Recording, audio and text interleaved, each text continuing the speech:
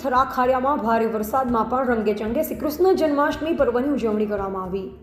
સમગ્ર દેશમાં આઝાદીના અમૃત મહોત્સવની ઉજવણી કરવામાં આવે છે, ત્યારે હવે હજારો વર્ષ પહેલાની પરંપરા પ્રમાણે ઉત્તર ગુજરાતના બનાસકાંઠા જિલ્લાના કાંકરેજ તાલુકાના ગ્રામ્ય વિસ્તારો અને શહેરી વિસ્તારમાં શ્રી કૃષ્ણ જન્મોત્સવની રંગેચંગે ઉજવણી કરવામાં આવી, જેમાં સવારે વહેલા મંદિરના ગર્ભગૃહમાં શ્રી કૃષ્ણને નવા વસ્ત્રો પહેરાવી 16 કળાએ શણગાર સજાવીને સૌપ્રથમ મંદિરના શિખર પર ધજા ચડાવી આરતી, પૂજા, અર્ચના, વંદના કરવામાં આવી।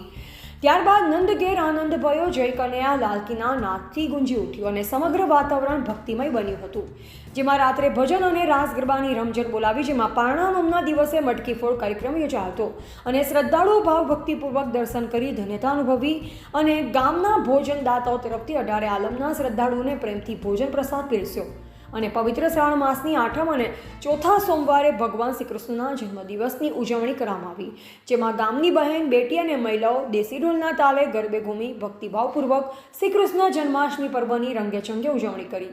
એવા જયંતિભાઈ ઠક્કર, સિયોરી, કાંકરેજ।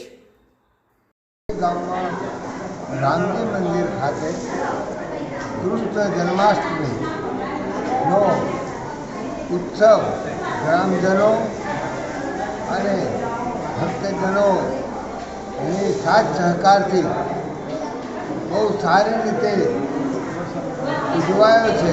દર સાલ આ રીતે ઉજવાય છે, આ સાલ કંઈક વિશેષ ઉજવાયો છે અને લોકોએ એમાં ખૂબ રસ લીધો છે।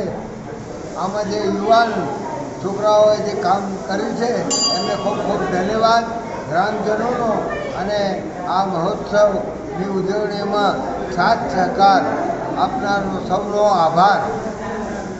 જય શ્રી કૃષ્ણ। ભગવાનનો ઉત્સવ ઉજવાયો તે બદલ ગામ લોકોનો ખૂબ ખૂબ આભાર અને ગામ લોકોએ ખૂબ સાથ સહકાર આપ્યો। ગામના યુવાન મિત્રો તથા આલા ભાઈ બહેનો બધાએ સાથ સહકાર આપ્યો, તે બદલ ગામ લોકોનો ખૂબ ખૂબ આભાર।